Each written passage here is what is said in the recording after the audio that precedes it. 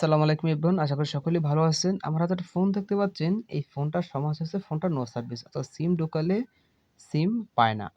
অর্থাৎ ফোনে লেখা আসলে নো সার্ভিস। সেটিং এ ঢুকে দেখতে পাচ্ছি সিম ঘাট ভালো রয়েছে অর্থাৎ কোনটা গ্রামীণ সিম লাগানো, তাই গ্রামীণ লেখা দেখা যাচ্ছে। কিন্তু কোনো সিম এন্ট্রিটা পাচ্ছে না। সো এই সমস্যাগুলো ২ টা কারণে হতে পারে।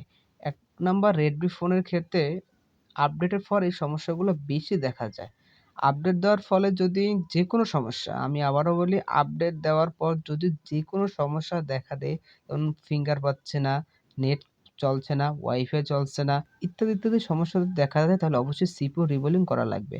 আর হুটহাট সমস্যা হইলে আইসিতে কাজ করা লাগে। এই ফোনটা হুটহাট সিম চলে যায় তাই এটি আইসিতে কাজ করা হইছে এবং আপনারা দেখতেই পাচ্ছেন কাজ করা কিন্তু এখন কমপ্লিট। এখন আমরা ফোনটা অন করব। অন করার পর সিমটা লাগাবো। সিমটা লাগানোর পর আপনাদের দেখাবো যে নেটটা পরিপূর্ণ পায় কিনা।